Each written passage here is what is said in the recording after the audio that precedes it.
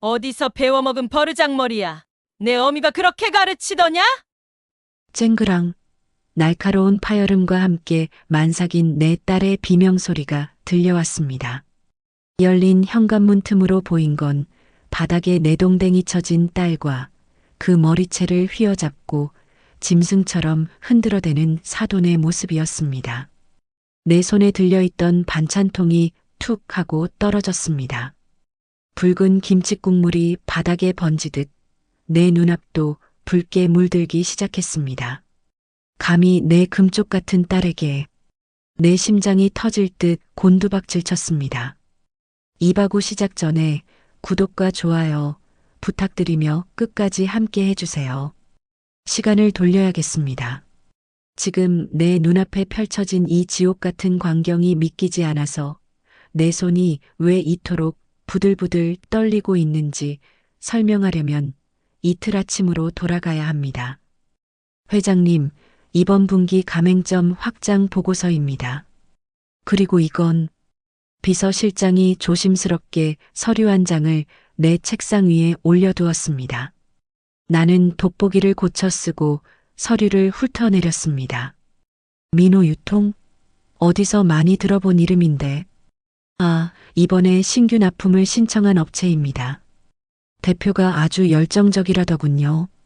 꼭 우리 집맛 식품에 납품하고 싶다고 매일같이 찾아옵니다. 나는 피식 웃음이 나왔습니다. 민호유통? 내 사위놈 회사였습니다. 능력도 쥐뿔도 없는 게 장모가 누구인지도 모르고 감히 내 회사에 물건을 대겠다고 덤벼드는 꼴이라니. 내가 펜을 굴리며 말했습니다. 보류해. 서류가 너무 가볍네. 기본이 안 되어 있어. 네. 아, 알겠습니다.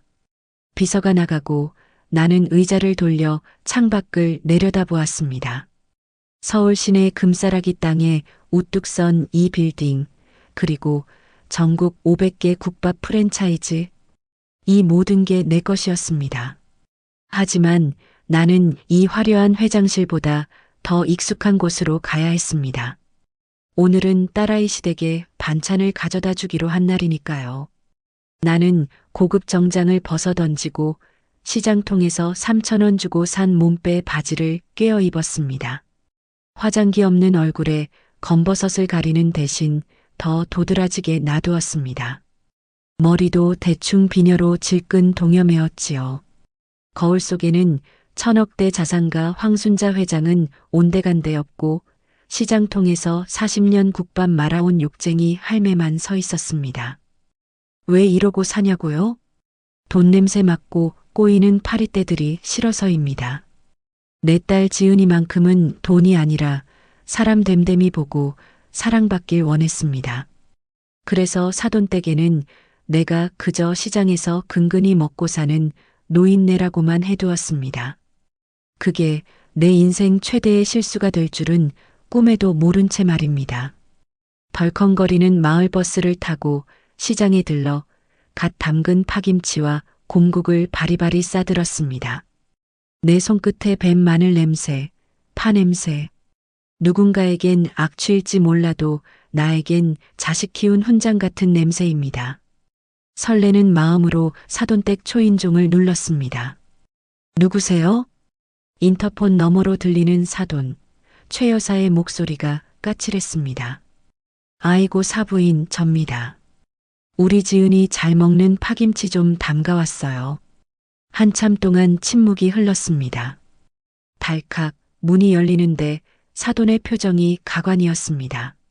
마치 오물이라도 본 사람처럼 미간을 잔뜩 찌푸린 채 코앞에서 손을 휘휘 젓더군요. 아휴, 이 냄새. 사부인 오시기 전에 언질이라도 좀 주시지. 저희 지금 손님 와 계신데. 현관에는 사위놈과 낯선 남자들의 구두가 어지럽게 널려 있었습니다. 거실 안쪽에서 사위의 목소리가 들려왔습니다. 어머니, 누구 오셨어요? 아, 장모님 오셨다. 아, 장모님이요? 사위가 걸어 나오는데 그 눈빛을 나는 봤습니다. 반가움은커녕 귀찮고 쪽팔려 죽겠다는 그 눈빛. 사위는 내 손에 들린 검은 비닐봉지를 힐끔 보더니 입가에 비릿한 조소를 띄었습니다. 오셨어요. 근데 저희가 지금 중요한 사업 파트너분들이랑 미팅 중이라서요. 좀 곤란한데. 거실 소파에 앉은 양복 입은 남자들이 나를 힐끔거렸습니다. 내 몰골이 초라해서? 아니면 내 몸에서 나는 국밥 냄새 때문에? 사위는 짐짓 난처한 척하며 내 등을 떠밀다시피 했습니다. 이거 경비실에 맡겨두고 가시지 그러셨어요. 여기 냄새 배면 잘 안 빠지는데. 순간 가슴 한구석에서 뜨거운 것이 울컥 치솟았습니다. 이놈아, 내가 그토록 계약하고 싶어서 안달난 회사 회장이 바로 내 코앞에 있다. 내가 굽신거려야 할 상대는 저 소파에 앉은 작자들이 아니라 바로 나란 말이다. 당장이라도 소리치고 싶었지만 꾹 참았습니다. 만삭인 내 딸이 혹시라도 난처해질까봐. 나는 바보처럼 헤헤 웃으며 고개를 숙였습니다. 미안하네, 미안해. 내 생각이 짧았어. 지은이는 얼굴이라도 좀 보고 가면 안 될까? 사돈이 끼어들었습니다. 팔짱을 낀 채 나를 벌레 보듯 내려다보며 말하더군요. 지은이 자요. 혼몸도 아닌 애가 예민해서 깨우면 난리 나요. 그냥 가세요. 반찬은 거기 두고. 현관 바닥, 신발장 옆 더러운 타일 위에 내가 밤새 끓인 곰국통을 내려놓으라는 손짓이었습니다. 나는 입술을 깨물며 쭈그리고 앉아 반찬통을 내려놓았습니다. 내 자존심도 함께 내려놓았습니다. 그래요. 자면 할 수 없지. 우리 지은이 깨면 엄마 다녀갔다고 전해만 줘요. 도망치듯 그 집을 나왔습니다. 엘리베이터 문이 닫히는 순간까지 사돈은 나를 배웅하지 않았습니다. 대신 닫히는 문틈 사이로 사돈의 목소리가 새어나왔습니다. 어우, 지독해. 빨리 페브리즈 좀 가져와라. 격 떨어지게 정말. 치욕스러웠습니다. 주먹을 꽉 쥐니 손톱이 살을 파고들었습니다. 그런데 말입니다. 엘리베이터가 1층으로 내려가는 동안 내 머릿속을 스치는 이상한 기분이 있었습니다. 아까 현관 너머로 얼핏 보인 거실 풍경. 사위놈은 웃고 있었고 사돈도 빳빳하게 고개를 들고 있었는데 정말 우리 지은이는 자고 있었을까요? 분명 며칠 전 통화할 때 지은이 목소리가 젖어 있었습니다. 엄마, 나 괜찮아. 그냥 입덧이 심해서 그래. 그때는 그저 힘들어서 그런 줄 알았습니다. 하지만 오늘 사돈과 사위가 나를 대하는 태도를 보니 퍼즐 조각이 잘못 맞춰진 것 같은 불길한 예감이 등줄기를 타고 흘렀습니다.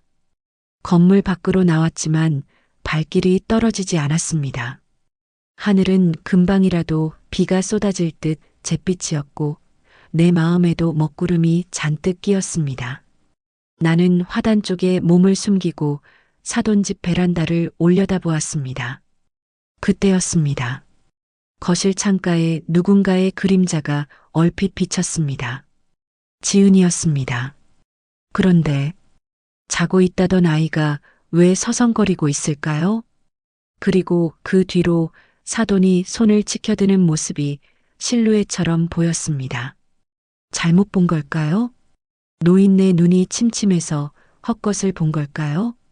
하지만 내 가슴은 쿵쿵 뛰기 시작했습니다. 이건 단순한 무시가 아니었습니다. 나는 다시 건물 입구로 향했습니다.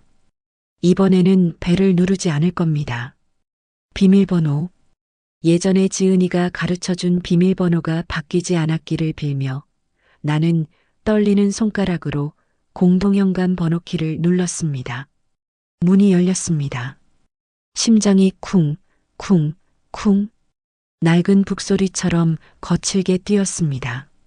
엘리베이터를 다시 타고 올라오는 그 짧은 시간이 내 70평생 중 가장 긴 시간처럼 느껴졌습니다. 조금 전 쫓겨나듯 나왔던 사돈댁 현관문 앞.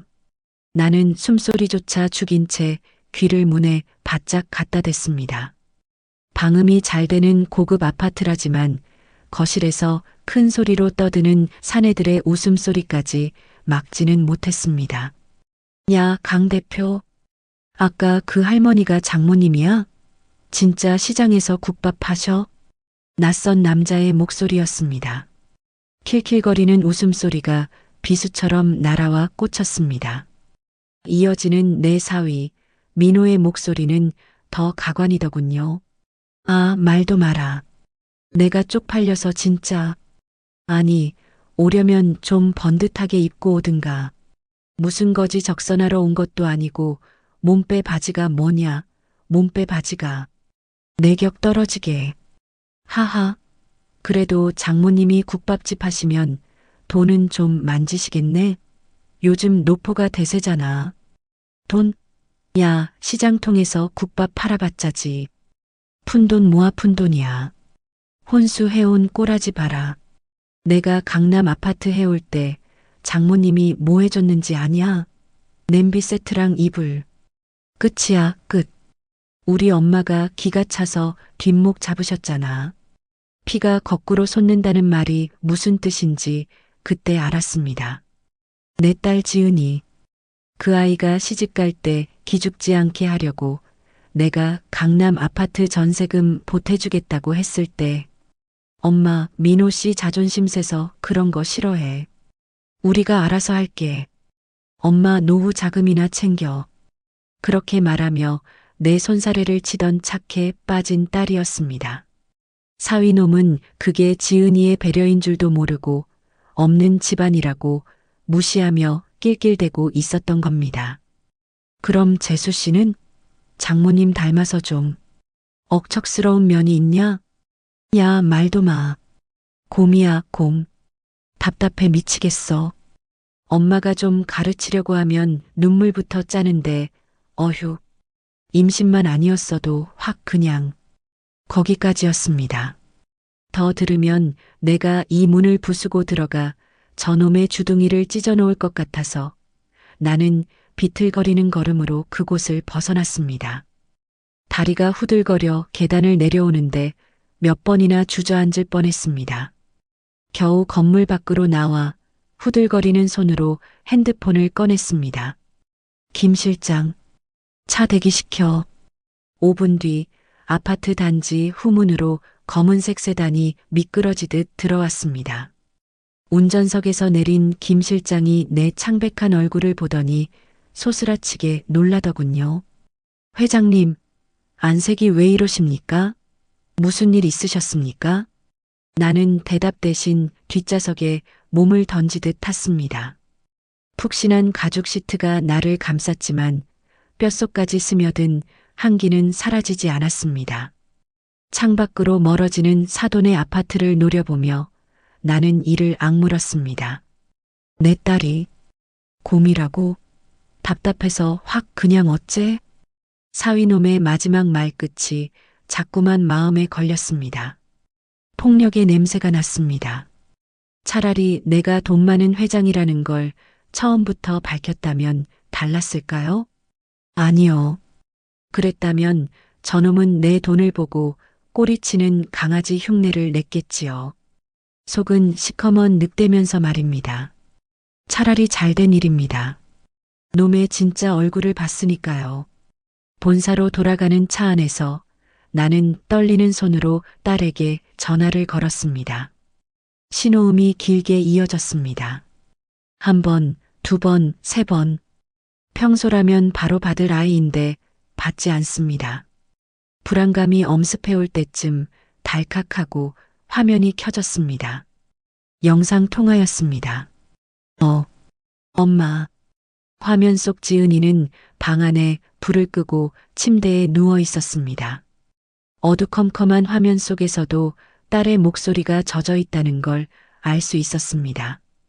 지은아, 왜 불은 끄고 있어? 어디 아프냐? 응? 아냐. 그냥 좀 피곤해서 낮잠 자려고 누웠어. 엄마, 아까 왔다 갔다며? 미안해. 내가 너무 깊이 잠들어서 몰랐어. 거짓말입니다. 아까 사돈은 분명 지은이가 예민해서 깨우면 난리 난다고 했습니다.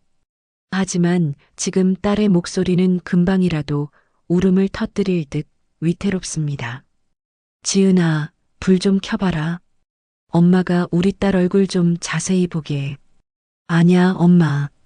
눈부셔. 나 지금 머리가 좀 아파서. 딸이 황급히 카메라 앵글을 피했습니다. 하지만 그 찰나의 순간 나는 보고야 말았습니다. 어둠 속에서도 희미하게 보이는 딸의 왼쪽 광대뼈 부근에 든 시퍼런 멍자국, 그리고 부어오른 입술, 심장이 덜컥 내려앉았습니다. 내 눈이 잘못된 게 아니었습니다. 아까 1층 화단에서 올려다봤을 때 사돈이 손을 치켜들던 그 그림자, 그건 환각이 아니었습니다. 지은아, 너 얼굴이 왜 그래? 다쳤어? 내 목소리가 파르르 떨렸습니다. 딸은 당황한 듯 핸드폰을 이불 속으로 숨기며 급히 말했습니다. 아, 이거 욕실에서 미끄러졌어. 살짝 부딪힌 거야. 엄마 걱정하지 마. 나 진짜 졸려서 좀 잘게. 나중에 전화할게. 툭! 전화가 끊어졌습니다. 꺼진 핸드폰 화면 위로 내 늙은 얼굴이 비쳤습니다. 일그러진 채 눈물을 흘리고 있는 초라한 어미의 얼굴이었습니다. 으흐흐흑. 나는 차 안에서 소리 죽여 울었습니다. 김 실장이 룸미러로 나를 보며 안절부절 못하는 게 느껴졌지만 체면이고 뭐고 가릴 때가 아니었습니다. 내 딸이 맞았습니다. 내가 어떻게 키운 딸인데. 남편 일찍 보내고 시장 바닥에서 국밥 팔며 뜨거운 김의 화상을 입어가면서도 내 딸 옷만큼은 백화점에서 제일 좋은 걸로 입혔습니다. 내 손톱 밑에는 때가 껴도 내 딸 손가락에는 물 한 방울 안 묻히려고 애썼습니다. 그런데 그 귀한 자식을 남의 집 귀한 줄 모르는 저 싼 것들이 때렸습니다. 한참을 울고 나니 눈물 대신 도끼가 차올랐습니다. 눈앞이 차갑게 맑아졌습니다. 나는 눈물을 닦고 김 실장에게 물었습니다. 김 실장, 오늘 민호 유통. 내 사위놈 회사에서 뭐 보내온 거 없나? 아, 네. 안 그래도 보고 드리려 했습니다. 오늘 아침 일찍 퀵서비스로 회장님 댁에 선물을 보냈다고 연락이 왔습니다. 최고급 영광 굴비 세트라고 하더군요. 존경하는 황순자 회장님께라는 친필 편지까지 동봉해서요. 하? 기가 막혀서 헛웃음이 터져 나왔습니다. 장모에게는 냄새나는 파김치 가져왔다고 문전박대를 하더니 얼굴도 모르는 회장에게는 최고급 굴비를 보냈다? 그 굴비, 내 딸 눈물값으로 산 거겠지요. 사위놈은 꿈에도 모를 겁니다. 그 존경하는 회장님이 바로 아까 자기가 쫓아낸 냄새나는 장모라는 사실을. 김 실장, 네, 회장님. 그 굴비 그대로 트렁크에 실어. 그리고 내일 내 일정 싹 다 비워. 네. 어디 가시려고요?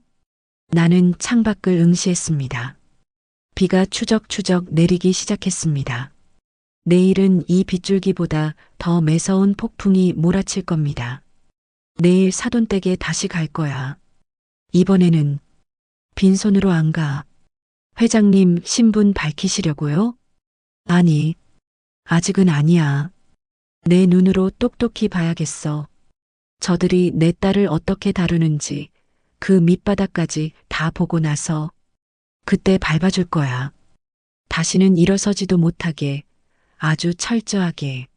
나는 품 안에서 낡은 수첩을 꺼냈습니다. 지은이가 어릴 적 사달라고 졸랐던 피아노 가격, 대학 등록금, 결혼식 비용. 내가 국밥 팔아모은 피땀 어린 숫자들 옆에 나는 빨간 펜으로 새로운 항목을 적어 넣었습니다.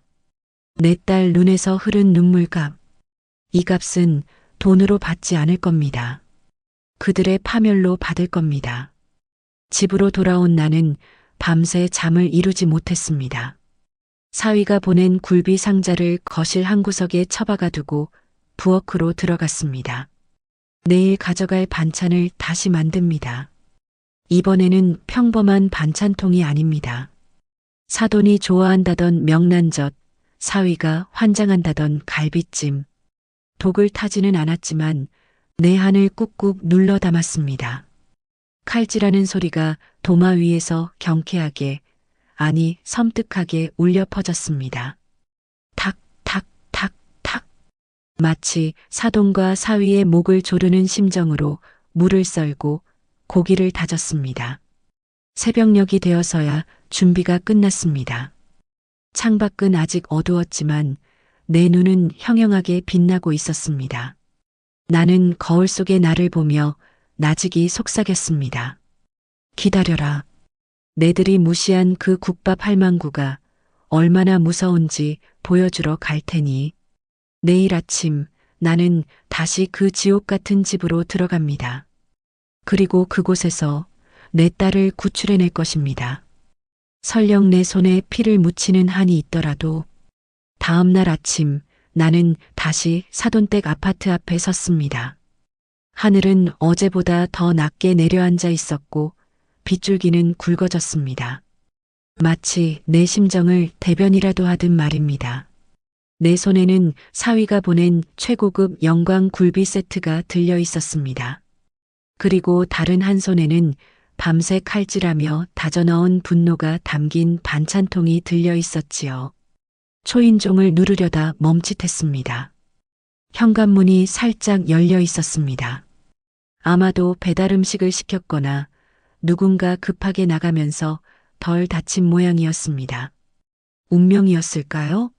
아니면 하늘이 내게 진실을 똑똑히 보라고 열어준 틈이었을까요? 나는 홀린 듯 그 틈으로 다가갔습니다. 거실 안쪽에서 고성이 새어나왔습니다. 너 내가 말했지? 돈 해오라고. 사돈 최 여사의 목소리였습니다. 어제 인터폰 너머로 들었던 까칠함과는 비교도 안 되는 날카로운 쇳소리였습니다. 나는 숨을 죽이고 문틈 사이로 시선을 밀어 넣었습니다. 거실 바닥에는 내 딸 지은이가 무릎을 꿇고 있었습니다. 만삭의 배를 감싸 안은 채 고개를 푹 숙이고 있는 딸아이의 어깨가 파도처럼 일렁였습니다. 어머님, 죄송해요. 지금은 융통할 돈이 없어요. 엄마한테 손 벌리기 싫어요. 뭐, 손 벌리기 싫어? 야, 이년아. 니네 엄마가 시장에서 꼬깃꼬깃 모은 돈 다 어디다 뒀냐? 네가 외동딸인데 그거 다 네 돈 아니야? 좀 미리 당겨오는 게 뭐가 그렇게 어려워. 사돈은 소파 쿠션을 집어던지며 악을 썼습니다. 그 옆 가죽 소파에는 사위 민호가 다리를 꼬고 앉아 핸드폰 게임을 하고 있었습니다. 제 마누라가 뱃속에 자기 새끼를 품은 아내가 시어머니에게 닥달을 당하고 있는데도 놈은 눈길 한 번 주지 않았습니다. 여보, 당신이 어머니 좀 말려줘. 나 배 당겨서 그래. 지은이가 애원하듯 남편을 불렀습니다. 그제야 사위가 핸드폰에서 눈을 떼더니 귀찮다는 듯 인상을 찌푸리며 말했습니다. 아, 시끄러워 진짜. 야, 황지은. 엄마 말이 틀린 거 없잖아.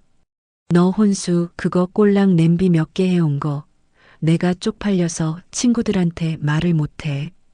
이번에 내 사업 자금 좀 융통해 오라는 게 그렇게 힘드냐? 장모님 돈 좀 있을 거 아냐? 맞아. 국밥집 현금 장사라며. 세금도 안 내고 뒷주머니 찬 돈 많을 거 아니니? 그거 좀 가져오라는데 며느리 도리가 돼가지고 시어미 말을 귓등으로 들어? 기가 찼습니다. 결국 돈 때문이었습니다. 내가 냄새난다고 무시할 땐 언제고 이제 와서 내 돈을 탐내고 있었습니다. 그것도 내 딸을 인질 삼아서. 피가 거꾸로 솟아올라 당장이라도 뛰어들어가고 싶었지만 발이 바닥에 붙어버린 듯 움직이지 않았습니다. 너무 큰 충격은 사람을 마비시킨다는 걸 그때 알았습니다. 그때였습니다. 사돈이 벌떡 일어났습니다. 안 되겠다. 너는 매가 약이다. 옛날부터 임신한 년도 말 안 들으면 북어 패듯 패야 정신을 차린다고 했어. 어머님, 왜 그러세요? 야. 사돈이 지은이의 머리채를 휘어잡았습니다. 긴 머리카락이 사돈의 소나기에 감겨 팽팽하게 당겨졌고 지은이의 고개가 뒤로 젖혀졌습니다. 어디서 배워먹은 버르장머리야. 내 어미가 그렇게 가르치더냐? 사돈은 악기처럼 소리치며 딸의 머리통을 거칠게 흔들었습니다. 지은이는 배를 보호하느라 반항조차 하지 못하고 비명만 질렀습니다. 아, 어머님 잘못했어요. 아파요. 아프냐? 내 속은 더 뒤집어진다. 니네 엄마 그 국밥 냄새 나는 년이 교육을 이따위로 시켜? 나는 반찬통을 쥔 손에 힘을 주었습니다. 플라스틱 통이 찌그러지는 소리가 났습니다. 그런데 더 충격적인 건 사위의 반응이었습니다. 제 어미가 만삭인 아내의 머리채를 잡고 흔드는데 놈은 낄낄대며 웃고 있었습니다. 아이고, 장모님 수준 알만하네. 어머니, 교육 좀 다시 시키세요. 민호 씨, 제발. 지은이가 눈물 범벅이 된 얼굴로 남편을 쳐다봤지만 놈은 핸드폰을 들어 그 모습을 동영상으로 찍기 시작했습니다. 야, 이거 대박이다. 시월드 체험이라고 올리면 조회수 좀 나오겠는데? 표정 좀 리얼하게 해봐. 툭! 내 이성의 끈이 끊어졌습니다. 더 이상 참을 수 없었습니다. 아니, 참아서는 안 됐습니다. 나는 짐승 같은 괴성을 지르며 현관문을 박차고 들어갔습니다. 이 천하의 짐승만도 못한 것들아. 현관문이 벽에 부딪혀 굉음을 냈습니다. 거실에 있던 세 사람의 시선이 동시에 나에게 쏠렸습니다. 머리채가 잡힌 채 엉망이 된 내 딸, 그 머리채를 잡고 있는 사돈, 핸드폰을 들이대고 있던 사위. 시간이 멈춘 듯 정적이 흘렀습니다. 엄마. 지은이의 입술이 파르르 떨렸습니다. 엄마라는 소리에 울음이 터져 나오려는 걸 간신히 참는 듯 했습니다. 사돈은 당황한 듯 잠시 멈칫하더니 이내 표정을 바꾸고 코웃음을 쳤습니다. 아니, 이게 누구야? 냄새나는 사부인 아니셔? 남의 집에 허락도 없이 들이닥치고 예의가 아주 반말하드셨네? 그녀는 잡고 있던 지은이의 머리채를 놔주기는커녕 더 세게 잡아당겼습니다. 보란듯이 말이죠. 잘 왔수다. 안 그래도 따님 교육 때문에 골치가 아프던 참인데 온 김에 구경이나 하고 가세요. 아님 같이 무릎 꿇고 빌든가. 나는 성큼성큼 다가갔습니다. 내 눈에는 아무것도 보이지 않았습니다.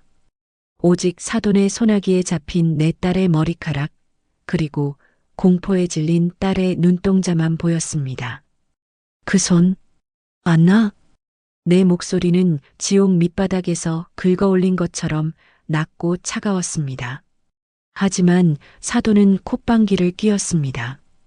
못 놓겠다면? 어쩔 건데? 국밥 국물이라도 뿌리시게. 하여간 무식한 집안 꼬라지하고는. 짜짝? 내 손바닥이 사돈의 뺨을 후려쳤습니다. 얼마나 세게 때렸는지 내 손바닥이 얼얼할 정도였습니다. 사돈의 고개가 획 돌아갔고 잡고 있던 지은이의 머리채가 그제야 풀려났습니다. 이 미친 할망구가. 사위놈이 벌떡 일어나 소리쳤습니다. 사돈은 믿을 수 없다는 듯 벌개진 뺨을 감싸쥐고 나를 노려보았습니다. 이게 감히? 어디서 감히 귀한 남의 집 안방마님 뺨을 쳐? 너 오늘 제삿날인 줄 알아. 사돈이 악을 쓰며 내 멱살을 잡으려 달려들었습니다. 나는 딸 앞을 가로막고 섰습니다. 사돈의 손톱이 내 얼굴을 핥히고 지나갔지만 아픔 따위는 느껴지지 않았습니다. 귀한 안방마님? 웃기지 마라.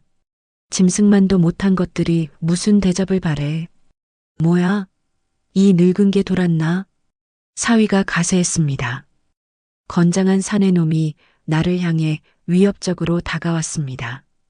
그는 나를 거칠게 밀쳤습니다. 아! 나는 힘없이 뒤로 나뒹굴었습니다. 바닥에 넘어지면서 허리에 전기가 통하듯 통증이 왔습니다. 지은이가 기겁을 하며 내게 기어왔습니다. 엄마, 엄마 괜찮아? 저리 비켜. 오늘 이 늙은이 버르장머리를 단단히 고쳐놔야겠어. 사위놈이 넘어진 나를 내려다보며 발을 들어 올렸습니다. 밟으려는 기세였습니다. 막장도 이런 막장이 없었습니다. 폐륜. 그 단어 외에는 설명할 길이 없는 상황이었습니다. 하지만 놈은 내 몸에 손끝 하나 대지 못할 겁니다. 나는 넘어진 채로 품 안에서 핸드폰을 꺼냈습니다. 액정에 뜬 이름. 김 실장. 나는 사위놈의 눈을 똑바로 쳐다보며 통화 버튼을 눌렀습니다. 내 눈빛이 달라진 걸 느꼈는지 사위가 멈칫했습니다. 그동안 보여줬던 굽실거리는 눈빛이 아니었으니까요. 수천 명의 직원을 거느리고 냉혹한 비즈니스 세계에서 살아남은 황순자 회장의 눈빛이었습니다. 김 실장. 짧은 부름. 핸드폰 너머로 김 실장의 다급하고도 절도 있는 목소리가 들려왔습니다. 네, 회장님. 대기 중입니다. 나는 사위와 사돈을 번갈아 보며 입꼬리를 비틀어 올렸습니다. 피 맛이 났습니다. 입안이 터진 모양입니다. 하지만 상관없습니다. 이제 너희들은 피눈물을 흘리게 될 테니까 당장 올라와. 애들 다 데리고. 알겠습니다. 1분 내로 진입합니다. 전화를 끊고 나는 천천히 자리에서 일어났습니다. 허리가 끊어질 듯 아팠지만 딸아이의 손을 잡고 꼿꼿이 섰습니다. 영문을 모르는 사돈과 사위가 벙찐 표정으로 나를 쳐다보았습니다. 뭐야? 누구한테 전화한 거야? 깡패라도 불렀어? 사돈이 비아냥거렸지만 목소리 끝이 떨리고 있었습니다. 나는 딸의 흐트러진 머리카락을 정리해주며 나직하게 말했습니다. 지은아, 엄마가 미안해. 너무 늦게 알았어. 엄마, 이제 엄마가 다 해결할게. 너는 눈 딱 감고 있어. 더러운 꼴 안 보게. 쿵, 쿵, 쿵, 쿵. 복도 끝에서부터 묵직한 발소리가 울려오기 시작했습니다. 하나가 아니었습니다. 수십 개의 구두 굽소리가 지진처럼 아파트를 울렸습니다. 엘리베이터가 도착하는 소리, 그리고 현관문이 다시 한번 활짝 열렸습니다. 검은 양복을 입은 사내들이 물밀듯이 들이닥쳤습니다. 좁은 거실이 순식간에 검은색으로 뒤덮였습니다. 사돈과 사위는 겁에 질려 뒷걸음질 쳤습니다. 누구야 당신들. 남의 집에 신발 신고 들어와서 뭐 하는 짓이야. 사위가 소리쳤지만 사내들은 놈을 거들떠보지도 않았습니다. 그들은 일제히 홍해 갈라지듯 길을 텄습니다. 그리고 그 길 끝으로 김 실장이 걸어 들어왔습니다. 내 오른팔이자 그룹의 2인자인 그가 내 앞에 와서 정중하게 90도로 허리를 숙였습니다. 회장님, 늦어서 죄송합니다. 회장님, 괜찮으십니까? 수십 명의 비서들이 일제히 복창했습니다. 그 소리가 어찌나 우렁찬지 거실 유리창이 징징 울릴 정도였습니다. 사돈의 입이 떡 벌어졌습니다. 사위의 얼굴은 하얗게 질리다 못해 투명해질 지경이었습니다. 회장님? 누가? 사위가 덜덜 떨리는 손가락으로 나를 가리켰습니다. 나는 헝클어진 머리를 매만지며 사위놈이 보낸 굴비 상자를 발로 툭 찼습니다. 민호야, 내가 보낸 굴비 잘 받았다. 근데 어쩌냐? 나는 굴비보다 내 놈 목을 더 치고 싶은데. 내 말에 사위가 다리에 힘이 풀려 주저앉았습니다. 이제 시작입니다. 진짜 지옥이 어떤 건지 내가 친히 가르쳐 줄 차례였습니다. 거실을 가득 메운 검은 양복의 사내들. 그들이 뿜어내는 위압감에 공기조차 무겁게 가라앉았습니다. 조금 전까지 내 멱살을 잡으려던 사돈의 손은 허공에서 굳어버렸고 나를 발로 밟으려던 사위놈은 바닥에 주저앉은 채 입만 벙긋거리고 있었습니다. 회장님이라니? 이게 무슨? 사위놈의 눈동자가 지진이라도 난 듯 흔들렸습니다. 놈의 시선이 내 얼굴과 김 실장의 얼굴, 그리고 거실 바닥에 뒹구는 굴비 상자를 바쁘게 오갔습니다. 머리가 복잡하겠지요.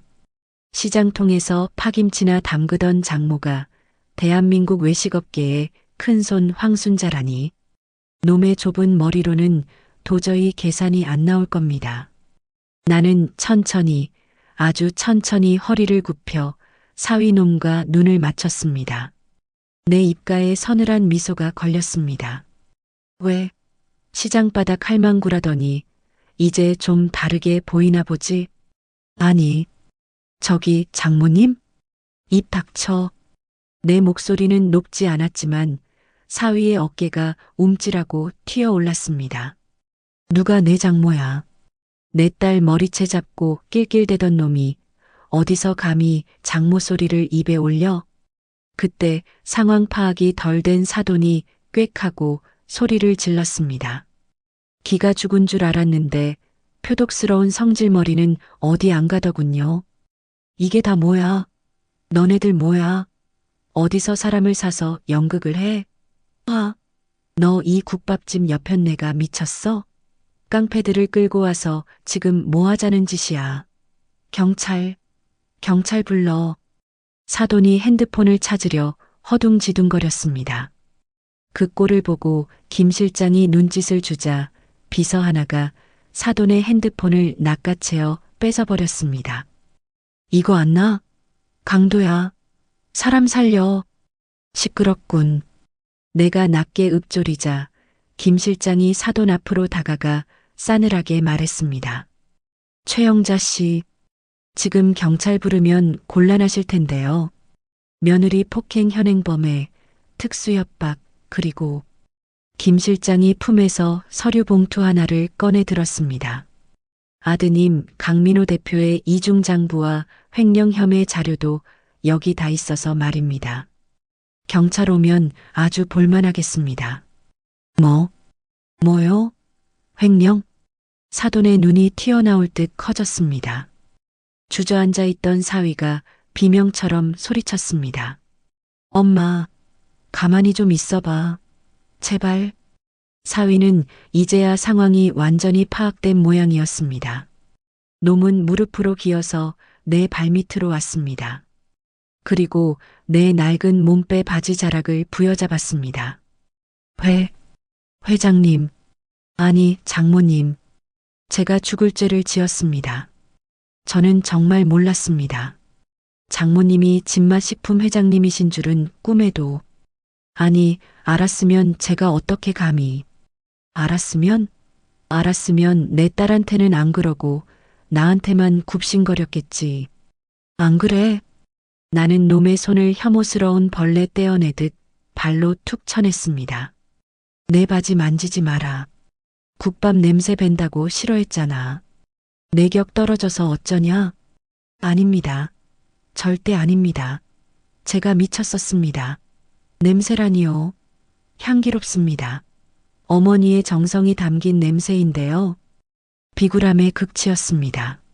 조금 전까지 제 아내를 곰이라고 부르며 조롱하던 그 입으로 이제는 향기롭다며 아부를 떨고 있습니다.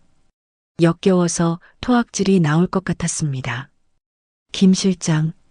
네, 회장님. 그거 줘봐. 김 실장이 서류 봉투에서 노란색 서류철을 꺼내 내 손에 쥐어주었습니다. 민호 유통 진맛식품 납품 제안서. 사위가 그토록 공을 들여 만들었다던 내 회사의 물건을 대게 해달라는 그 제안서였습니다. 강 대표. 나는 사위를 강 대표라고 불렀습니다. 놈이 고개를 번쩍 들었습니다. 네, 회장님. 자네가 그랬지? 자네 장모는 냄비 몇 개 보낸 게 혼수에 달하고 수준 떨어진다고. 나는 제안서를 놈의 눈앞에서 흔들었습니다. 자네 수준은 어떤가 한번 볼까? 감히 유통기한 임박한 떨이 물건들을 포장만 번지르르하게 바꿔서 내 회사에 납품하려 해?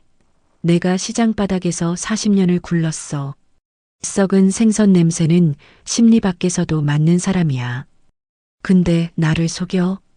아닙니다. 오해십니다.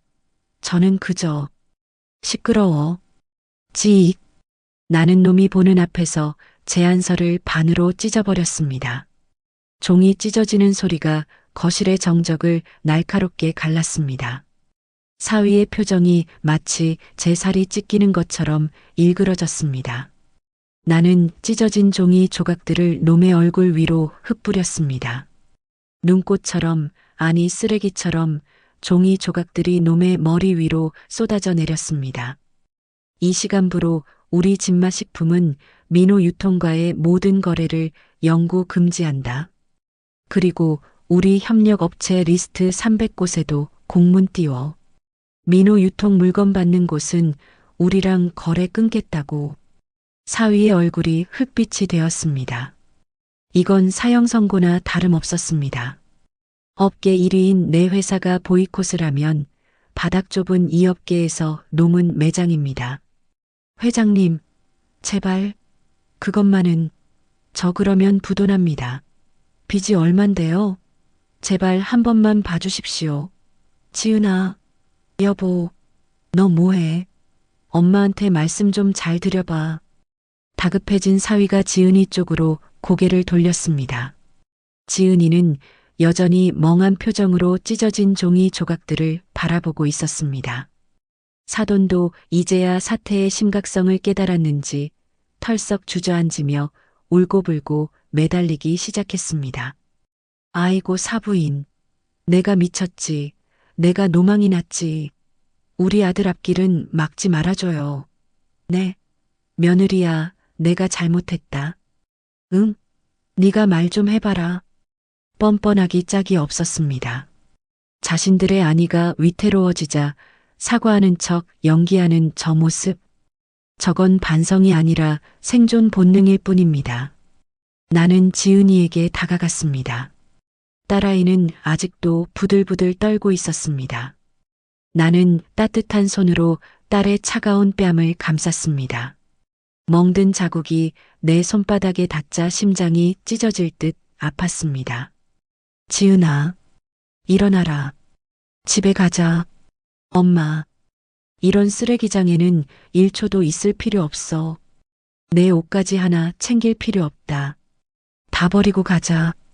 지은이가 내 손을 잡고 힘겹게 몸을 일으켰습니다. 만삭의 몸이 무거워 보였지만 나는 딸을 단단히 부축했습니다. 우리가 현관 쪽으로 발걸음을 옮기자 사위가 내 바짓가랑이를 잡고 늘어졌습니다. 여보, 가지마. 나 버리고 가면 어떡해. 우리 애는, 뱃속의 애는 어떡하고. 나는 멈칫했습니다. 그리고 천천히 고개를 돌려 놈을 내려다보았습니다. 지금 애 걱정을 해? 아까 뺨을 때리고 발로 차려던 놈이. 그래, 내 씨앗이지. 하지만 아비 자격은 이미 내 스스로 걷어찼어. 나는 김 실장에게 눈짓을 보냈습니다. 김 실장이 억센 손으로 사위를 잡아 끌어 떼어냈습니다. 이거 놔. 이거 놓으라고. 장모님, 어머니, 그리고 하나 더.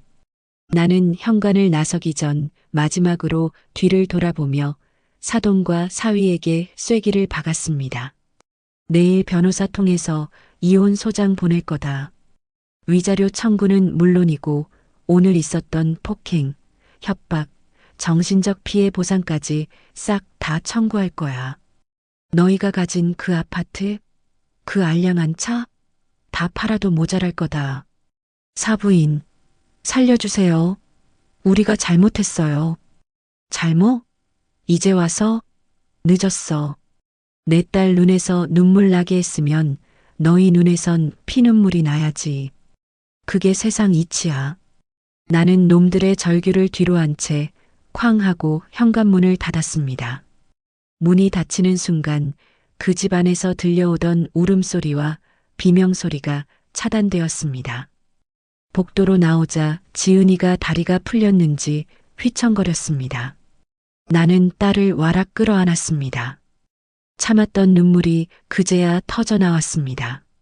엄마가 미안해. 우리 딸, 엄마가 너무 늦게 와서 미안해. 엄마, 나 진짜 무서웠어. 정말 죽는 줄 알았어. 딸은 내 품에서 아이처럼 엉엉 울었습니다.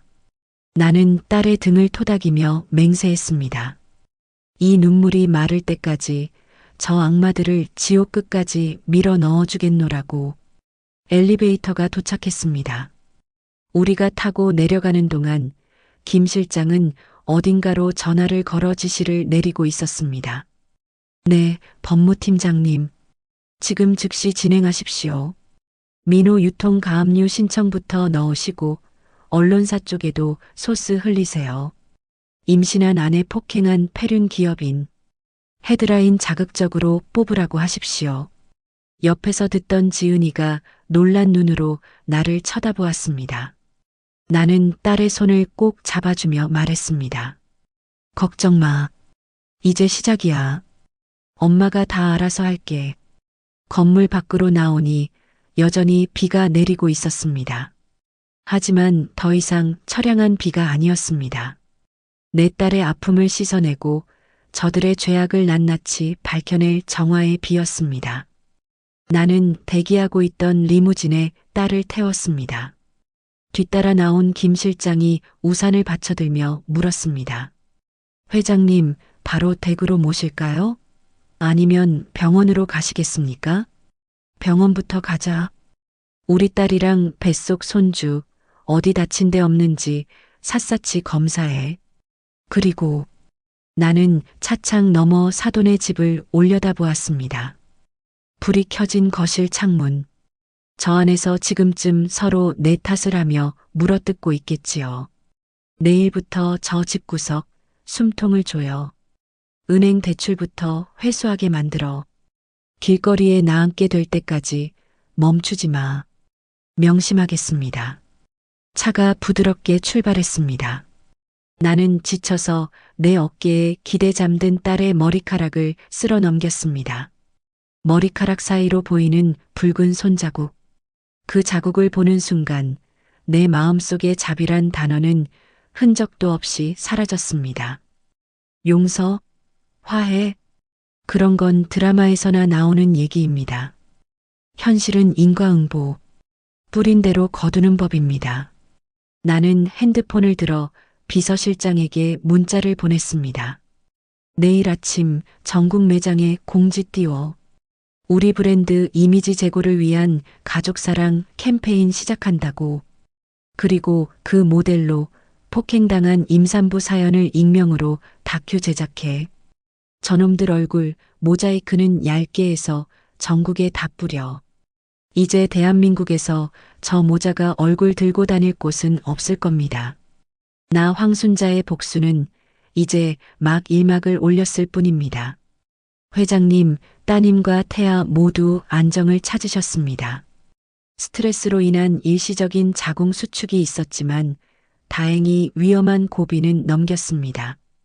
하얀 가운을 입은 의사의 말에 나는 그제야 참고 있던 숨을 토해냈습니다. VIP 병실 침대에 누워 링거를 맞고 잠든 딸의 얼굴. 퉁퉁 부은 뺨과 눈가는 여전히 내 가슴을 후벼 팠지만 뱃속의 아기가 무사하다는 사실에 감사기도가 절로 나왔습니다. 나는 딸의 이마에 맺힌 식은땀을 닦아주며 병실 밖으로 나왔습니다. 복도에는 김 실장이 서류철을 든 채 대기하고 있었습니다. 병실 안이 천국과 같은 고요함이었다면 김 실장이 가져온 소식들은 저 바깥 세상이 지옥 불처럼 타오르고 있음을 알려주었습니다. 보고해. 나는 병원 복도 벤치에 앉으며 짧게 명령했습니다. 김 실장은 익숙하게 태블릿 PC를 켜서 내밀었습니다. 네, 회장님. 지시하신 대로 민호 유통에 대한 전방위 압박이 시작되었습니다. 우선 오늘 오전 9시부로 주거래 은행에서 대출금 전액 상환 요청이 들어갔습니다. 담보로 잡혀있던 물류 창고와 재고, 상품들에 대해서는 가압류 딱지가 붙기 시작했고요. 화면 속에는 붉은색 가압류 딱지가 덕지덕지 붙은 사위 회사의 창고 사진이 떠 있었습니다. 직원들이 짐을 싸서 도망치듯 나가는 모습도 보였습니다. 직원들 동요가 심하다더군. 네. 이미 회장님께서 거래 중단 선언하신 소문이 업계에 쫙 퍼져서 직원들도 월급 못 받을까봐 짐 싸서 나가는 중입니다.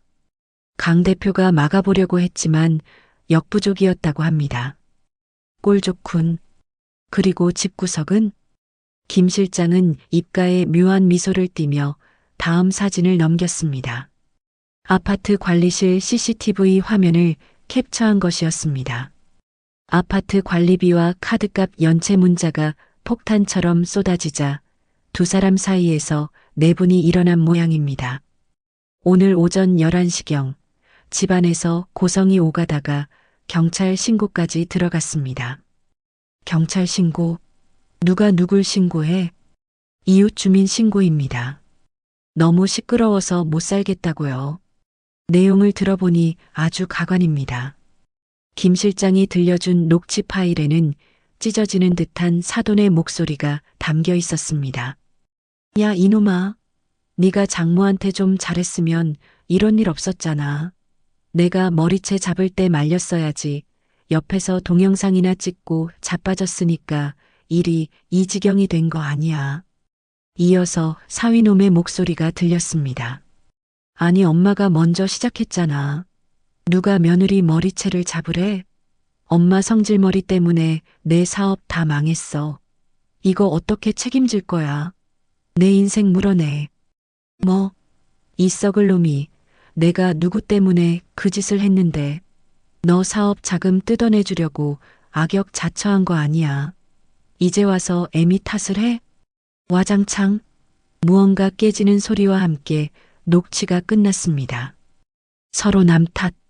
역시 내 예상은 한치도 빗나가지 않았습니다. 좋을 때야 하하호호 모자지간이지 위기가 닥치니 서로를 물어뜯는 짐승이나 다름없었습니다. 추잡스럽기 짝이 없군. 그리고 한 가지 더 보고 드릴 게 있습니다. 김 실장의 표정이 조금 진지해졌습니다. 강 대표 쪽에서 언론 플레이를 시도하려 했습니다. 인터넷 커뮤니티와 유튜브 레카 채널에 제보를 했더군요. 재벌 장모의 갑질로 하루아침에 망한 사위라는 프레임으로요. 내 눈썹이 꿈틀했습니다. 반성하고 빌어도 모자랄 판에 피해자 코스프레를 해? 아직도 정신을 못 차렸구나. 그래서 기사가 났나?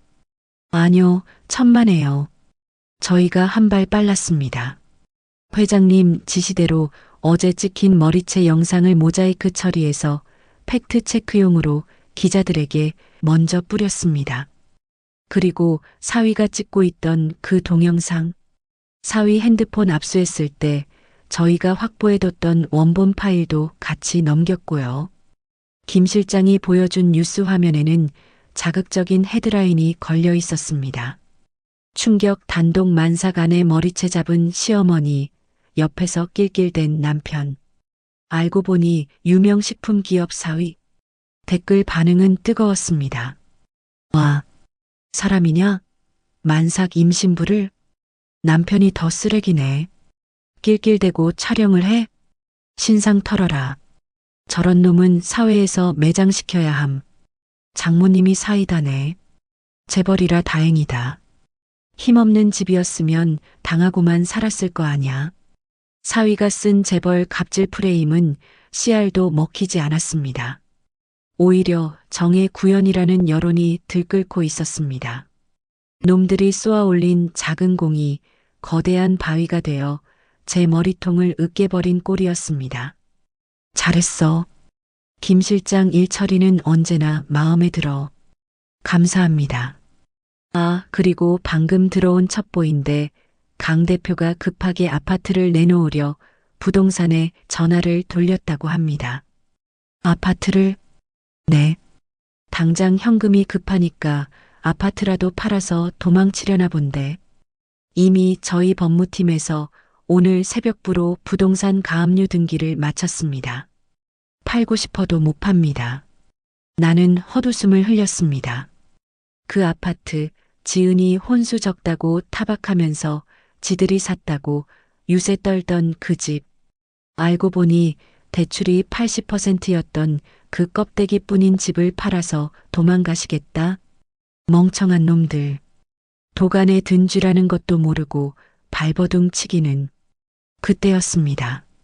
내 주머니 속 핸드폰이 진동했습니다. 모르는 번호였습니다. 하지만 짐작이 갔습니다. 지금 이 상황에서 내게 전화를 걸 사람은 딱 두 종류니까요. 기자 아니면 저 쓰레기들. 나는 전화를 받지 않고 끊어버렸습니다. 그러자 곧바로 문자가 날아왔습니다. 장모님, 아니 회장님, 제발 한 번만 만나주세요. 오해십니다.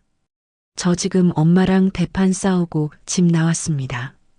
다 엄마가 시켜서 그런 거예요. 저는 지은이 사랑합니다. 뱃속에 우리 아기 생각해서라도 제발. 구차하기가 이루 말할 데가 없었습니다. 엄마 탓을 하며 자기만 살겠다고 꼬리를 흔드는 꼴이라니.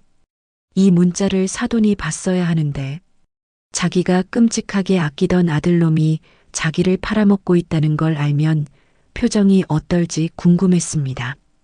회장님, 어떻게 하시겠습니까? 아까부터 병원 로비에서 강 대표와 최영자 씨가 서성거리고 있다는 보안팀 보고가 있습니다. 여기까지 왔어? 네. 들어오지는 못하고 보안 요원들한테 막혀서 실랑이 중인 것 같습니다. 쫓아낼까요? 나는 잠시 생각에 잠겼습니다. 그냥 쫓아내는 건 너무 시시했습니다. 내 딸이 흘린 눈물의 양만큼, 아니 그 10배, 100배로 돌려주기로 맹세했습니다. 절망은 희망을 줬다가 뺐을 때 가장 깊어지는 법입니다. 아니, 올려보내지 말고 내가 내려가지. 직접 보시겠습니까? 굳이 그러실 필요까지. 내 딸이 겪은 공포 똑같이 돌려줘야지. 김 실장, 보안팀한테 일러서 로비 1층 중앙으로 끌고 오라고 해. 사람들 제일 많이 보는 곳으로. 나는 자리에서 일어났습니다. 어제 입었던 몸빼 바지는 쓰레기통에 처박아 버렸습니다. 지금 내 몸에는 최고급 실크 정장이 감겨 있었습니다. 또각, 또각. 내 구두 굽소리가 병원 복도를 울렸습니다. 사형 집행관의 발소리처럼 말입니다. 엘리베이터를 타고 1층으로 내려갔습니다. 로비는 웅성거리는 소리로 시끄러웠습니다. 보안요원 2명에게 양팔이 붙들린 사위와 바닥에 퍼질러 앉아 통곡하고 있는 사돈의 모습이 보였습니다. 이거 나 여기 환자 가족이야. 내 마누라가 여기 입원해 있다고. 아이고 내 팔자야. 사돈이 사람을 죽이네. 며느리가 시어미를 고소하는 집구석이 어디 있어. 사람들이 혀를 차며 구경하고 있었습니다. 내가 엘리베이터에서 내리자 김 실장과 비서들이 길을 텄습니다. 홍해 갈라지듯 사람들이 물러서고 내가 그들 앞에 섰습니다. 시끄럽게 이게 무슨 추태야. 내 목소리에 사돈의 통곡 소리가 뚝 그쳤습니다. 사위놈이 나를 보더니 눈을 번쩍 뜨고는 보안요원의 팔을 뿌리치려고 발악했습니다. 장모님, 장모님. 놈은 기어이 바닥을 기어 내 발밑까지 왔습니다. 그리고 내 구두에 입을 맞출 기세로 머리를 조아렸습니다. 잘못했습니다. 제가 죽을 죄를 졌습니다. 한 번만 용서해 주십시오. 집맛 식품 납품 계약 그거 없던 걸로 해도 좋습니다. 제발 가압류만 풀어주세요. 빚쟁이들이 회사로 쳐들어오고 난리입니다. 사부인. 아니, 회장님. 우리가 몰라봐서 그렇지. 알았으면 그랬겠어요? 우리 며느리, 아니 지은이 어디 있나요? 내가 직접 가서 사과할게요. 네. 우리 손주도 봐야죠. 사돈까지 합세해서 내 옷자락을 잡으려 했습니다. 나는 뒷걸음질 치지 않았습니다. 대신 싸늘한 눈빛으로 그들을 내려다보며 말했습니다. 손주, 너희들이 아까 그랬지? 옛날에는 임신한 년도 패가면서 가르쳤다고. 사돈의 얼굴이 하얗게 질렸습니다. 그런 짐승 같은 사고방식을 가진 것들한테 내 손주 보여줄 생각 추호도 없다. 그리고 강 대표, 네, 말씀하십시오. 자네, 아까 나한테 문자 보냈더군? 다 엄마가 시킨 거라고. 자네는 아무 잘못 없다고. 순간 정적이 흘렀습니다. 사돈이 천천히 고개를 돌려 아들을 쳐다보았습니다. 눈동자가 배신감으로 이글거렸습니다. 민호야, 너 그게 무슨 소리니? 내가 시켰다니? 네가 먼저 장모 무식하다고 무시했잖아. 네가 먼저 국밥 냄새난다고 쫓아내라고 했잖아. 아, 엄마, 지금 그게 중요해? 일단 살고 봐야 할 거 아냐. 엄마가 머리채만 안 잡았어도 이 지경까진 안 왔어. 이게 미쳤나? 내가 누구 때문에 그 악역을 했는데 네 빚 갚아주려고 그런 거 아니야. 로비 한복판에서 모자의 추악한 싸움이 시작되었습니다. 서로 멱살을 잡고 흔드는 꼴이라니. 주변에 있던 사람들이 핸드폰을 꺼내 촬영하기 시작했습니다. 이 영상은 곧 인터넷에 퍼질 것이고 콩가루 집안의 최후라는 제목으로 영원히 박제되겠지요. 나는 김 실장에게 눈짓했습니다. 이제 볼 일은 끝났습니다. 치워. 보안 요원들이 다시 그들을 제압했습니다. 질질 끌려나가면서도 사위는 나를 향해 절규했습니다. 장모님, 기회를 주세요. 제가 지은이한테 정말 잘하겠습니다. 이혼만은 안 됩니다. 나는 그들의 절규를 등지고 엘리베이터 버튼을 눌렀습니다. 문이 닫히기 전 나는 나직하게 중얼거렸습니다. 기회는 사람이한테나 주는 거야. 엘리베이터 문이 닫히고 숫자가 올라가기 시작했습니다. 5층, 6층, 7층. 내 딸이 있는 곳으로 올라가는 숫자입니다. 이제 딸과 손주를 위한 진짜 새 출발을 준비해야 할 때입니다. 하지만 아직 한 가지가 남았습니다. 저들이 가진 마지막 하나. 알량한 자존심마저 완전히 뭉개버려야 비로소 이 복수가 완성될 테니까요. 나는 병실로 돌아와 잠든 딸의 손을 잡고 변호사에게 전화를 걸었습니다. 네, 황순자입니다. 소장 접수는 끝났나요? 네. 그리고 추가로 위자료 청구 소송 외에 친권 및 양육권 박탈 소송도 바로 준비하세요. 압이라는 작자가 아이에게 접근 금지 명령까지 떨어지도록 가장 강력한 수단을 동원하세요. 통화를 끊고 창밖을 내다보았습니다. 병원 주차장 입구에서 쫓겨나 빗속에 덩그러니 서 있는 두 사람의 모습이 개미처럼 작게 보였습니다. 비는 그치지 않았지만 내 마음속의 폭풍은 이제 조금씩 잦아들고 있었습니다. 하지만 방심은 금물입니다. 저들은 쥐새끼처럼 또 다른 구멍을 찾으려 들 테니까요. 내일은 그 구멍마저 시멘트로 발라버릴 생각입니다. 병실 창밖으로 보이는 하늘은 어제와 달랐습니다. 잿빛 먹구름이 걷히고 청명한 하늘이 펼쳐졌습니다. 마치 내 딸의 앞날을 축복하듯 말입니다. 침대에 누워있던 지은이가 눈을 떴습니다. 부은 눈가는 여전했지만 눈빛만큼은 어제보다 조금 더 또렷해 보였습니다. 엄마, 여기서 주무셨어요? 응. 우리 딸 옆에서 자는 게 세상에서 제일 편한데 뭐. 나는 딸의 손을 꼭 잡고 미소 지었습니다. 지은이도 피식 웃더니 이내 눈시울이 붉어졌습니다.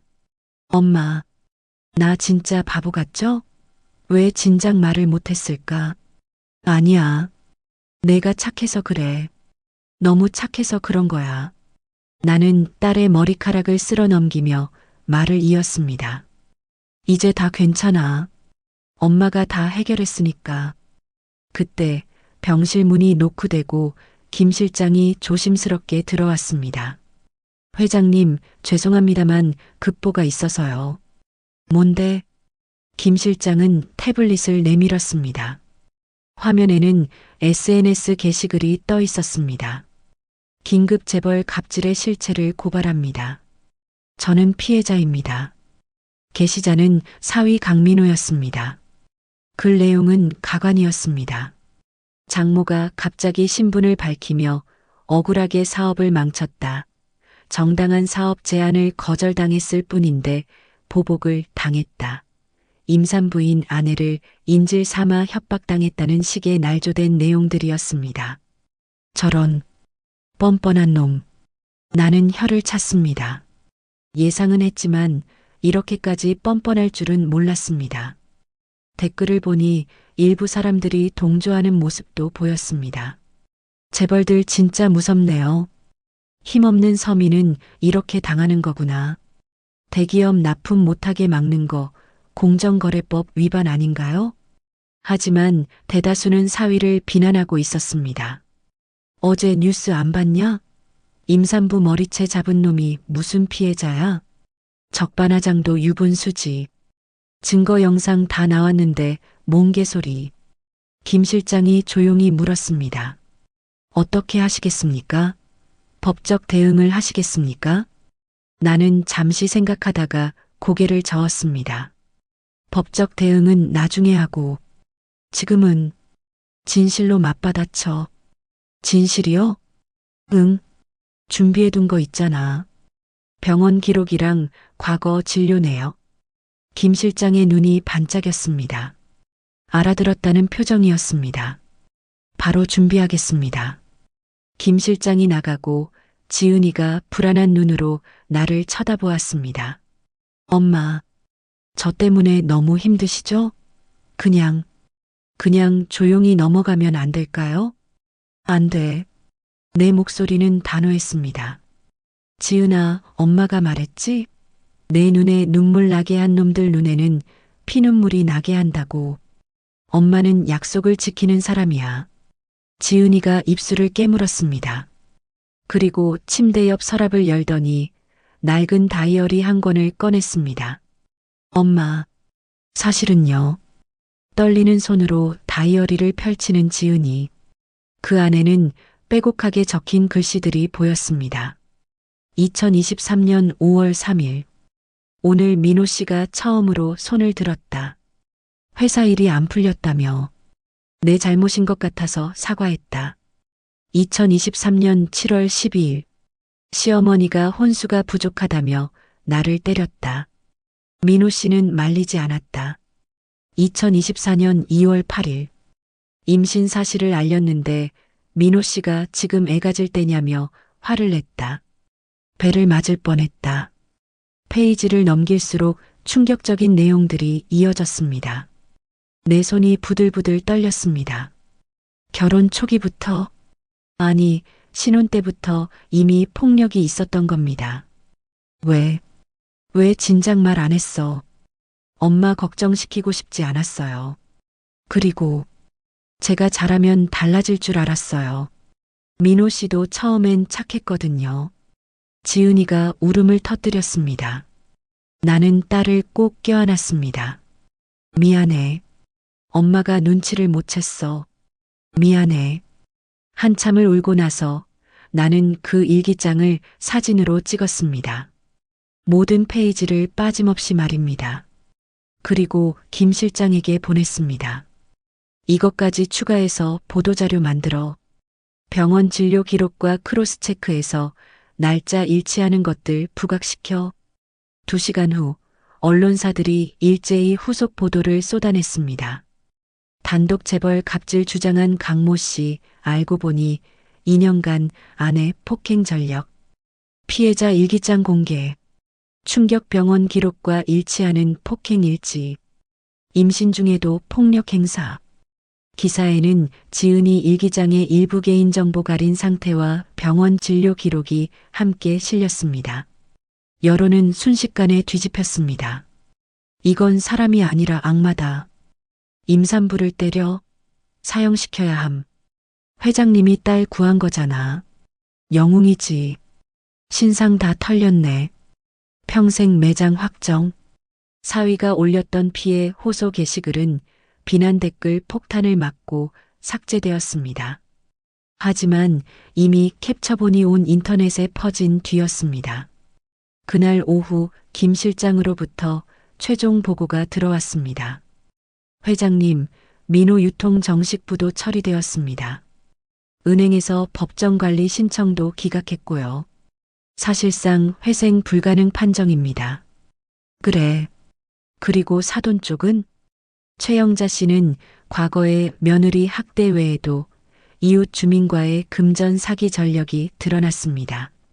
아파트 분여회에서 회비 횡령한 건도 고소 접수됐고요. 검찰 송치 예정입니다. 자업자득이군. 나는 창밖을 내다보았습니다. 파란 하늘 아래 세상은 여전히 돌아가고 있었습니다. 하지만 저 사돈과 사위의 세상은 오늘부로 멈춰버렸습니다. 영원히 말입니다. 며칠 뒤 지은이는 퇴원했습니다. 우리는 함께 내 집으로 돌아왔습니다. 지은이가 자라던 그 집, 따뜻한 국밥 냄새가 배어있는 그곳으로 말입니다. 엄마, 나 여기 오니까 진짜 집에 온 것 같아. 당연하지. 여기가 내 진짜 집이야. 나는 부엌에 들어가 국밥을 끓였습니다. 40년간 시장에서 팔던 바로 그 국밥입니다. 냄새난다고 무시하던 저 쓰레기들은 모르는 맛, 사랑이 담긴 국물입니다. 김이 모락모락 나는 국밥을 상에 올리고 지은이와 마주 앉았습니다. 딸아이는 한 숟가락 떠먹더니 눈물을 뚝뚝 흘렸습니다. 이 맛이야. 이 맛. 엄마가 매일 새벽에 끓여주시던 그 맛. 그럼 엄마 국밥은 변하지 않아. 내가 어릴 때나 지금이나 똑같아. 우리는 그렇게 밥을 먹었습니다. 아무 말 없이 그저 함께 숟가락을 들며 말입니다. 밥을 다 먹고 나서 지은이가 조심스럽게 물었습니다. 엄마, 나 이제 어떻게 살아야 해? 어떻게 살긴. 내가 하고 싶은 대로 살면 되지. 엄마가 다 뒷받침해 줄게. 내가 원하면 대학원도 보내주고 사업하고 싶으면 지원해주고 뭐든지 내가 하고 싶은 거 해. 애는요?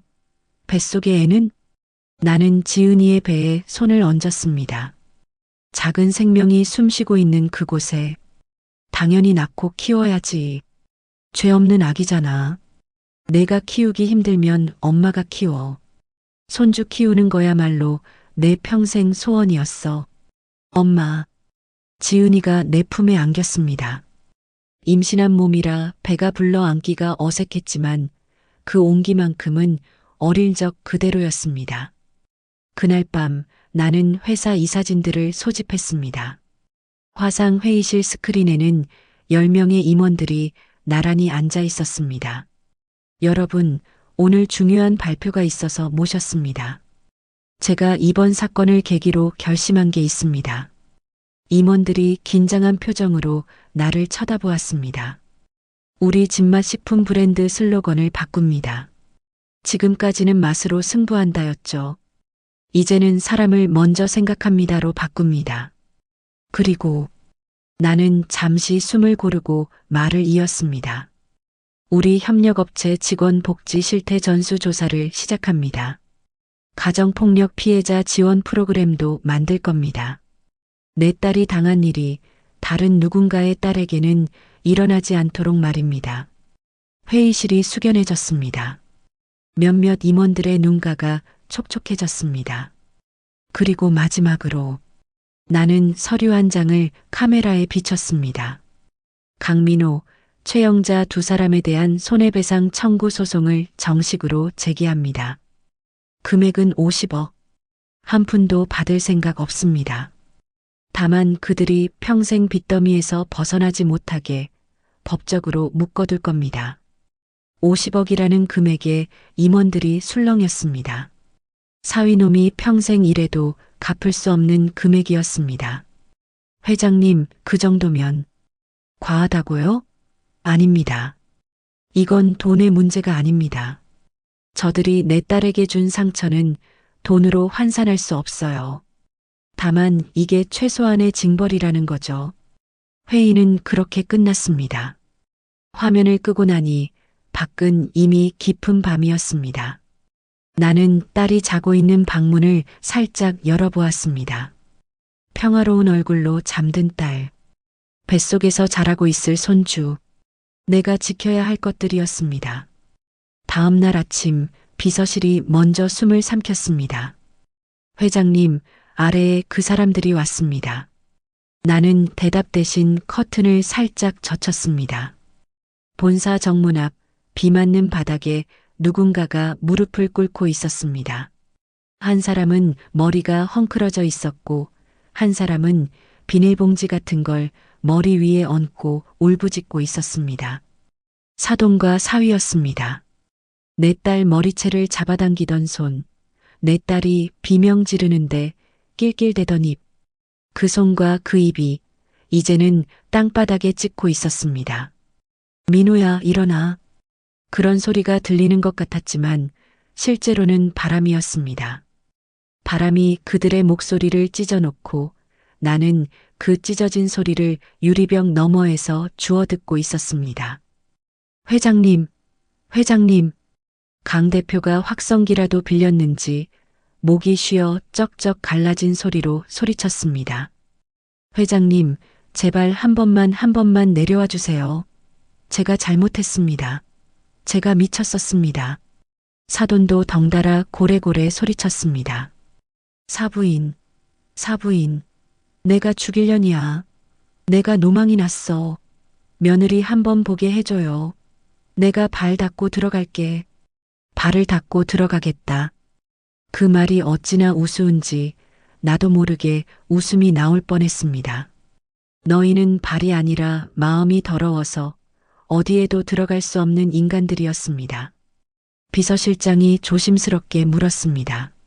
내보낼까요, 회장님? 내가 고개를 저었습니다. 내보내지 말라고. 보게 놔두라고. 그들은 지금 나에게 사과하는 게 아니었습니다. 자기들 목숨줄에게 사과하고 있었습니다. 사과의 모양을 하고 살려달라고 애원하는 짐승의 울음이었습니다. 그때 내 뒤에서 발자국 소리가 났습니다. 지은이었습니다. 엄마, 저 사람들 왜 저래? 딸의 눈동자가 흔들렸습니다. 분노가 아니라 두려움이었습니다. 그 집에서 하루하루 숨죽여 살던 사람이 보이는 그 겁먹은 눈빛. 나는 딸의 손을 잡았습니다. 손끝이 차가워서 내 심장까지 싸늘해졌습니다. 지은아, 엄마가 오늘 내게 한 가지만은 꼭 가르쳐 줄게. 딸이 고개를 들었습니다. 사람은 한 번은 실수할 수 있어. 근데 내 눈물 보고도 웃는 건 실수가 아니야. 그건 버릇이고 그건 본성이야. 딸의 입술이 떨렸습니다. 나도 모르게 내 목소리가 조금 누그러졌습니다. 엄마도 알아. 너는 아직 마음이 남아있을 수 있어. 내가 착하니까. 내가 사람이라서. 나는 딸의 손을 더 꼭 쥐었습니다. 근데 지은아, 착한 사람이 참는다고 세상이 착해지지는 않아. 나도 평생 참았어. 시장 바닥에서 손님한테 욕먹어도 웃었고, 값 깎아달라면 웃으면서 깎아줬고, 뜨거운 국물에 손 대어도 괜찮습니다. 그 말부터 했어. 나는 잠깐 숨을 고르고 딸의 배 위에 손을 올렸습니다. 그 안에 숨쉬는 작은 생명 때문에 내가 더 단단해져야 했습니다. 근데 너를 건드리는 순간부터는 참으면 안 되는 거야. 참는 건 내가 아니라 너를 때린 사람이 해야 할 일이야. 자기 죄를 참아내고 자기 벌을 참아내고 자기 인생 끝까지 참아내는 거. 지은이가 조용히 눈물을 흘렸습니다. 그 눈물이 다시는 공포의 눈물이 아니길 바랐습니다. 나는 딸의 눈물을 닦아주며 창밖을 다시 바라봤습니다. 정문 앞은 점점 더 아수라장이 되어 있었습니다. 사위는 무릎으로 앞으로 기어오고 있었고 사돈은 바닥에 이마를 찧어 피가 번지고 있었습니다. 회장님, 나 진짜 끝장이에요. 거래처 다 끊겼어요. 은행이 돈을 당장 갚으래요. 나 죽어요. 나 진짜 죽는다고요. 죽는다고요. 그 말을 하면서도 저 인간은 내 딸이 죽는 줄 알았던 그 순간을 떠올렸을까요? 아내가 배를 부여잡고 비명을 지를 때 그때도 죽어요란 말이 떠올랐을까요? 나는 비서실장에게 말했습니다. 법무팀 내려보내. 경비팀은 사람들 통제하고. 그리고 나는 숨을 한번 깊이 들이마셨습니다. 그리고 내가 내려가지. 지은이가 놀라서 나를 붙잡았습니다. 엄마, 굳이 내려가야 해? 나는 딸의 손등을 쓸어내렸습니다. 내려가야 한다. 끝을 봐야 한다. 끝을 보여줘야 한다. 엘리베이터를 타고 1층으로 내려가는 동안 내 속은 이상할 만큼 고요했습니다. 분노는 이미 오래전에 끓고 타서 지금은 재처럼 가라앉아 있었습니다. 차가운 재, 그 재 속에 남은 건 결심뿐이었습니다. 로비 문이 열리자 빗소리와 사람들 웅성거림이 동시에 밀려왔습니다. 기자들이 있었습니다. 핸드폰을 든 구경꾼도 있었습니다. 그리고 그 한가운데에 그들이 있었습니다. 사위가 내 모습을 보자마자 바닥에 엎드렸습니다. 회장님, 아니 어머니, 제발요. 나 진짜 고쳐 살게요. 지은이한테 잘할게요. 애한테도. 나는 사위를 똑바로 내려다봤습니다. 애 얘기하지 마. 내가 애 아빠인 척하면 내 속이 더럽다. 사위의 얼굴이 굳었습니다. 사돈이 옆에서 손을 모았습니다.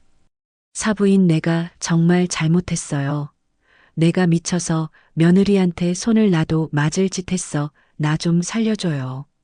나는 사돈을 봤습니다. 저런 사람은 평생 같은 말을 했을 겁니다. 때리고 나서도, 울리고 나서도, 살려달라, 봐달라, 한 번만. 그리고 돌아서면 다시 같은 짓. 살려달라고? 내 딸은 그 집에서 매일 살려달라고 속으로 빌었어. 너희는 한 번도 살려주지 않았지. 사돈의 눈동자가 흔들렸습니다. 사위가 다시 말했습니다. 그럼 돈이라도 소송만 취하해 주세요. 제가 평생 갚겠습니다. 제가. 나는 고개를 저었습니다. 너희는 갚을 수 없어. 돈으로도 못 갚고 눈물로도 못 갚아. 그래서 너희한테는 값이 아니라 버리야. 사위가 울부짖었습니다. 엄마, 지은아, 말 좀 해줘. 나 진짜. 그 이름을 부르는 순간 내 뒤에서 지은이의 숨소리가 가빠졌습니다. 나는 딸의 앞에 반걸음 나섰습니다. 내 딸이 다시 그 소리에 흔들리지 않게. 강민호 씨, 이제부터는 내 딸 이름을 부를 자격도 없어. 나는 법무팀장에게 고개를 끄덕였습니다. 팀장이 차분히 서류를 내밀었습니다. 이혼 절차는 예정대로 진행됩니다.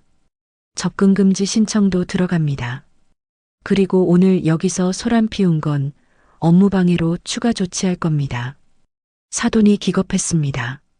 업무방해? 내가 지금 살려달라는데 업무방해? 나는 단호하게 말했습니다. 살려달라고 울부짖는 자리도 때와 장소가 있는 거야. 너희는 그걸 평생 몰랐지.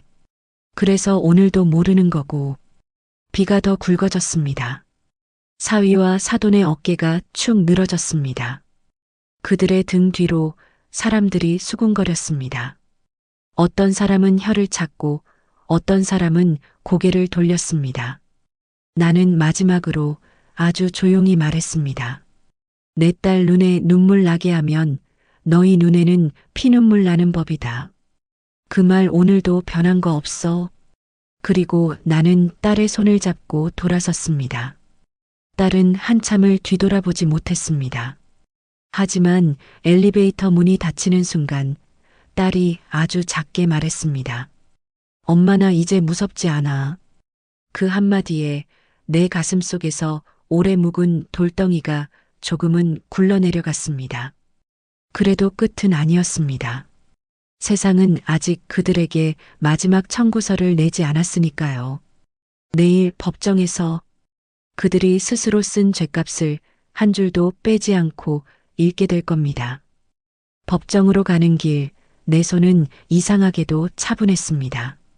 분노가 다 타버린 뒤에는 뜨거움 대신 냉기가 남는다는 걸 그날 알았습니다. 지은이는 내 옆자리에 앉아 창밖만 바라보고 있었습니다. 임신한 배를 두 손으로 감싸 쥔 모습이 마치 자기 몸보다 더 소중한 걸 지키려는 사람 같아 보였습니다. 엄마 나 떨려. 떨려도 돼. 근데 도망치진 말자. 오늘은 내가 숨지 않는 날이야. 법원 건물 안은 공기가 달랐습니다. 사람의 말로 사람을 재단하는 곳. 어쩌면 가장 조용한 폭력이 오가는 곳. 문이 열리고 그들이 들어왔습니다. 사돈과 사위. 본사 앞에서 땅바닥을 기던 그 얼굴이 오늘은 또 다른 가면을 쓰고 있었습니다. 사위가 나를 보자마자 고개를 숙였습니다. 회장님 아니 장모님. 나는 그 호칭을 듣는 순간 속이 뒤집혔습니다. 장모님이란 말 입에 올리지 마. 내 목소리는 낮았지만 내 안에서는 쇠가 부딪히는 소리가 났습니다. 판사 앞에 서는 순간 세상이 조용해졌습니다. 그 조용함이 무서웠습니다. 하지만 더 무서운 건 그 조용함 속에서 내 딸이 어떤 시간을 견뎠는지 떠오르는 내 머릿속이었습니다. 상대 측 변호사가 말했습니다. 피고는 초범이며 가족 간 다툼이 과장된 면이 있습니다. 그 한마디가 내 딸의 멍자국을 다툼으로 만들었습니다. 나는 자리에서 일어나고 싶었습니다. 아니, 일어나서 소리치고 싶었습니다. 다툼이 아니에요. 폭력이에요. 하지만 지은이가 내 손을 꽉 잡았습니다. 그 손이 떨리고 있었습니다. 그래서 알았습니다. 지금 이 자리는 내가 싸우는 자리가 아니라 내 딸이 자기 삶을 되찾는 자리라는 걸. 지은이가 조용히 입을 열었습니다. 저는 남편이 무서웠습니다. 한 문장이 나오기까지 아이는 숨을 몇 번이나 삼켰습니다. 시어머니는 제가 임신한 뒤에도 머리채를 잡았습니다. 말끝이 갈라지는 순간 법정 안공기가 바뀌는 게 느껴졌습니다. 사위가 고개를 들었습니다. 그건 오해입니다. 저도 힘들어서. 그 말이 끝나기도 전에 내 속에서 어떤 것이 딱 끊어졌습니다.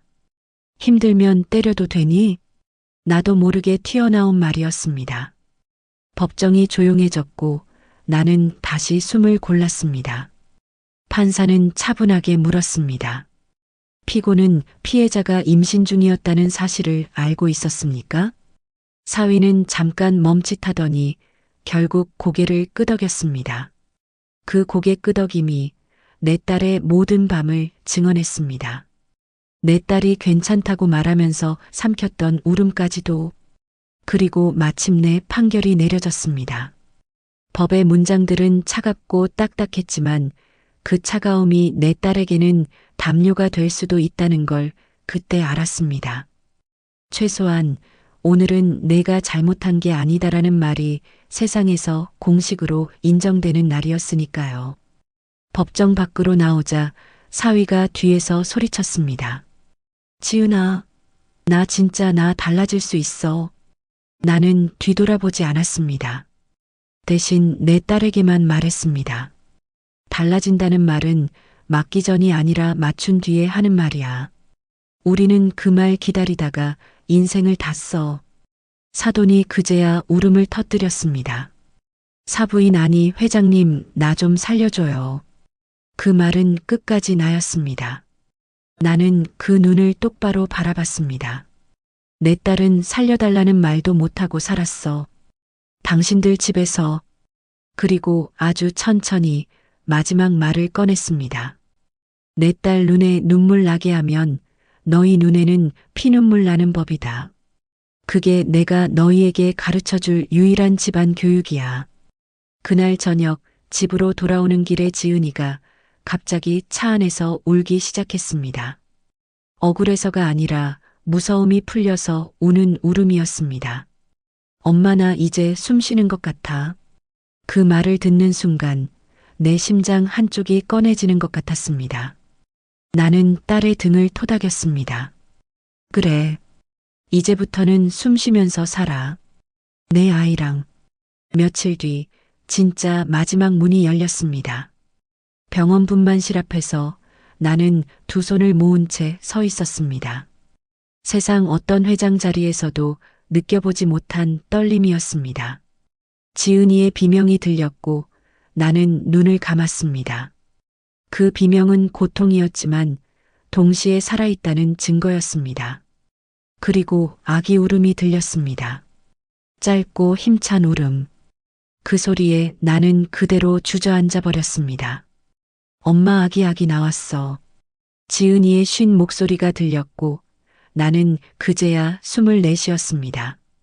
내가 아기를 품에 안았을 때 세상이 조용해졌습니다.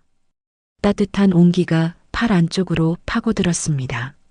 내 딸의 눈물도, 내 분노도, 내 복수도 이 작은 숨결 앞에서는 다 의미가 달라졌습니다. 지은이가 내 손을 잡고 말했습니다. 엄마, 나 엄마처럼 살래. 나는 고개를 저었습니다. 아니, 너는 너처럼 살아. 엄마처럼 아프게 살지 말고. 아니야, 엄마는 나를 지키려고 아팠던 거야. 그날 밤 집으로 돌아와 국밥을 끓였습니다. 누군가는 냄새난다 했던 그 냄새. 하지만 내게는 살아냈다는 냄새였습니다. 숟가락을 내려놓고 나는 한참을 생각했습니다. 사람은 왜 남을 깔보며 살아갈까? 왜 돈이 사람의 값이 되는 줄 착각할까? 그리고 스스로에게 물었습니다. 내가 끝까지 지키고 싶었던 건 내 정체가 아니었습니다. 내 딸의 삶이었습니다. 마지막으로 이 말을 남기고 싶습니다. 누군가의 눈물을 웃음거리로 만드는 사람은 언젠가 자기 눈물도 웃음거리가 됩니다. 여러분이라면 사랑하는 사람이 울고 있는데 그 자리에 웃고 서 있을 수 있나요? 오늘의 이바구는 여기까지입니다. 끝까지 함께 해주셔서 감사드리며 구독과 좋아요 눌러주시면 놀라운 인생 사연들을 누구보다 먼저 무료로 만나보실 수 있습니다.